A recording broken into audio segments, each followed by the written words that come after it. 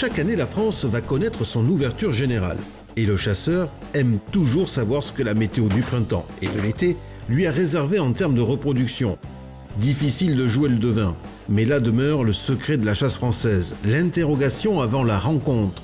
Y aura-t-il ou pas du gibier? Pour le savoir, nous avons rendez-vous dans la Somme, avec des explications de François Crépin, qui nous explique comment connaître les effectifs de faisans dans tout un département à la veille de l'ouverture. Donc dans un premier temps, chaque année, au mois d'avril-mai, nous faisons des comptages de coqs au champ. C'est-à-dire que les faisans se perchent le soir et les coqs chantent. Et à partir d'un endroit où l'observateur est placé avec un plan dans les mains, il note l'emplacement de la voix du faisan. Nous faisons ça sur chacun des GIC, groupement d'intérêt cynégétique. C'est-à-dire que c'est un groupement de communes qui applique des règles communes. Donc les comptages sont faits et le soir et le matin, on arrive à ressortir un nombre moyen de coqs sur le territoire. À partir de ce nombre-là, on peut déjà le comparer à celui des années antérieures et avoir une idée sur la situation. Ensuite viennent les conditions climatiques et la prédation, pour enfin terminer, après la moisson, à la période des échantillonnages. L'échantillonnage consiste à repérer les compagnies de faisans et à distinguer en leur intérieur les adultes des jeunes, pour avoir une moyenne tout simplement du nombre de jeunes produits par adulte. Une chose est sûre, si les prévisions sont, concernant le faisan dans le Nord, plutôt optimistes, on ne peut pas en dire autant pour la perdrix rouge dans l'Hérault, et qui mieux que Jean Blaillac pour nous en parler. Autre espèce à la perdrix rouge, là c'est complètement différent. Des perdrix, prélèvement très important de perdrix, mais surtout prélèvement important de perdrix de lâcher. Les perdrix sauvages posant quelques problèmes par endroit, avec l'an dernier par exemple, une reproduction catastrophique, nettement inférieure à ce qu'on pouvait avoir les autres années.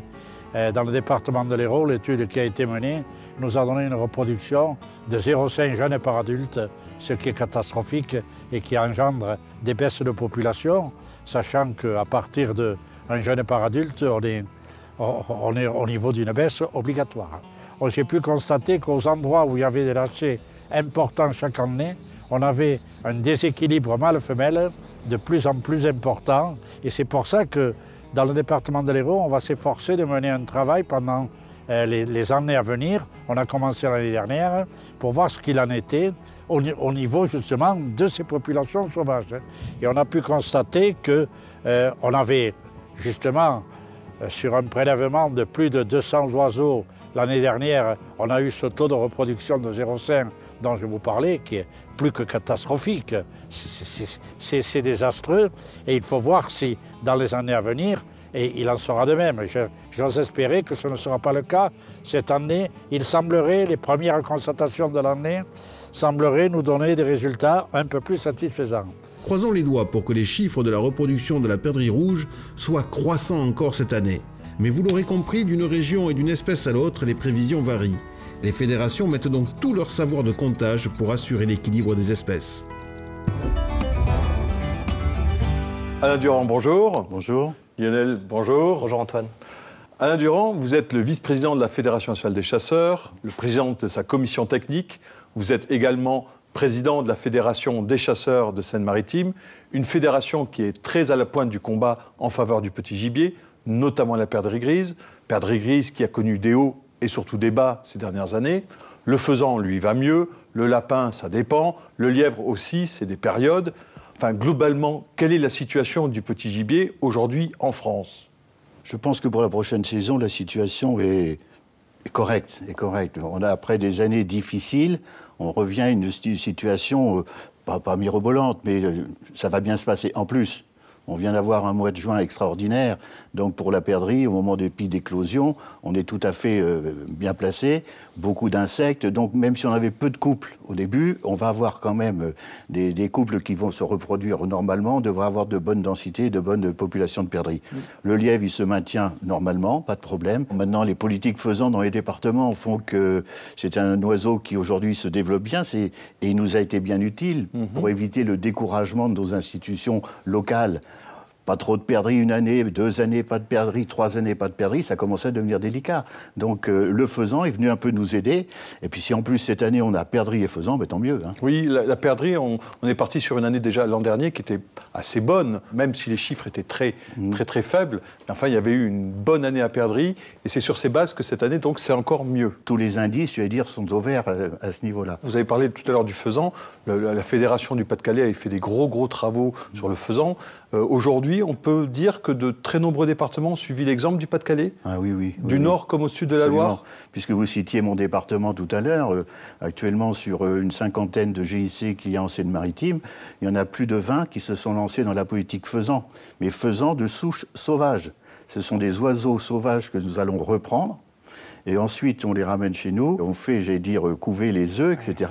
Et on a ce qu'on appelle des F1. Après, on a des F2, mais on a des oiseaux de très bonne qualité qui se défendent très bien. Et donc, cette politique, aujourd'hui, se met en place. Moi, tous les ans, je consacre presque 15 000 € par année pour 3 GIC. Et ma politique petit gibier dans mon département aujourd'hui, puisque vous me parlez de perdrix, avec le Conservatoire des souches sauvages, le faisan, tout ce qui est nuisible. Le budget de la Seine-Maritime pour le petit gibier aujourd'hui, c'est à peu près par an 200 000 €. Considérable. Voilà. Alors, je vais vous demander de reprendre votre casquette à l'échelon national. Est-ce que, d'après votre regard, l'ensemble des fédérations de chasseurs sont autant engagées que votre fédération départementale sur le petit gibier ? Je ne peux pas dire oui, c'est pas parce que il y a toujours, vous savez, cette barrière au nord de la Loire, au sud de la Loire. Donc, il est évident que pour le petit gibier que vous avez cité, perdrix, faisan, etc., tous nos territoires de plaine au nord de la Loire sont beaucoup plus favorables. Bon, ceci dit, aujourd'hui, on peut regretter quand même que les politiques fédérales s'orientent vers des problèmes de gestion de grands animaux qui causent d'autres problèmes, notamment financiers. Et puis aussi, peut-être, vous savez, il est plus facile d'avoir du sanglier que des perdrix. Hein. Est-ce que vous connaissez vraiment les raisons de cette baisse du petit gibier ? Parce qu'il y a quand même moins de perdrix qu'il y a une 50aine d'années. On ne peut pas dire autre chose. C'est multifactoriel, si vous voulez. Bon, on a déjà fait d'énormes études. La dernière en date avec le partenariat de l'ONCFS, l'étude Pégase. Bon, qui a confirmé notamment les diminutions de population de perdrix grises par le problème de la prédation. Ça, la prédation, ça a été confirmé. Contrairement à ce que nos amis disent, le renard ne mange pas que des mulots. Hein, ça, on le sait. On voit que les bonnes pratiques agricoles peuvent remonter un petit peu les populations de gibier. Est-ce que vous avez fait également des études, parce que c'est un petit peu le dada des chasseurs, sur les fameux produits phytosanitaires et sur leur impact sur le petit gibier ? Alors, il y a un produit dont le nom est compliqué. Je vais essayer de ne pas me tromper. Les nicotinoïdes. Oui. Oui, bon, vous voyez ce que je veux dire. Oui, tout à fait. Bon. Alors là, récemment, la FNC a demandé au niveau européen que ce produit soit interdit partout en Europe, de façon à ce qu'il n'y ait pas de concurrence, notamment au milieu agricole, entre certains pays européens et la France. Parce que ce produit aujourd'hui qui est fait pour détruire les insectes, c'est un insecticide, bon, on s'aperçoit déjà qu'il pose des problèmes sur les bourdons et sur les abeilles, avec la destruction de leur système nerveux. Mais il y a peut-être des études à faire pour voir si le système nerveux de mammifères ou d'autres oiseaux comme la perdrix ne sont pas touchés. Ce plaisir de chasser, justement, est-ce que le petit gibier reste toujours le meilleur aimant pour faire venir les jeunes chasseurs à la chasse ? Et je pense que c'est ça. D'abord, il faut savoir qu'aujourd'hui, l'oiseau le plus chassé en France, c'est le pigeon ramier. D'accord. On n'a pas besoin d'avoir des centaines d'hectares pour aller tirer quelques pigeons. Et puis l'expérience que nous menons depuis 2 ans montre que les jeunes, ils ont besoin de quoi ? Ils ont besoin d'être en extérieur et ils veulent tirer. Oui. Mettre un jeune de 17 ans, 16 ans, je ne sais pas, sur un trépied, à attendre 4 heures le passage hypothétique d'un sanglier ou d'un chevreuil, ça ne les intéresse pas. Pas du tout. S'ils sont venus à la chasse, c'est pour bouger. D'accord ? Donc pour bouger, il faut que ça tire, il faut qu'il y ait du mouvement. On dit souvent, les jeunes, c'est le permis qui coûte cher. C'est l'accès au territoire. Moi, je dis faux. Les départements qui mettent des permis gratuits, les départements qui ont des ACA, des sociétés communales où le prix de la chasse est de 30 ou 40 €, ils perdent autant de chasseurs, même peut-être plus que mon département, qui n'a que des chasses privées. Donc la chasse, c'est une question d'envie. Vous avez envie de chasser, vous avez envie de vous amuser. C'est pas parce qu'on va vous donner un permis gratuit, un territoire gratuit, tout gratuit. Si vous n'avez pas envie, vous n'irez pas. Donc je pense que le petit gibier, pour redonner goût à la chasse, notamment aux jeunes, à mon avis, c'est une des bonne solution. Et comme vous nous l'avez annoncé en préambule, eh bien, cette année 2015-2016, ce millésime se présente plutôt sous de bons auspices. Mais je croise les doigts. Hein. Alain Durand, merci beaucoup de cette confiance, de cet optimisme que nous souhaitons partager avec tous nos téléspectateurs. Je vous remercie beaucoup. C'est moi.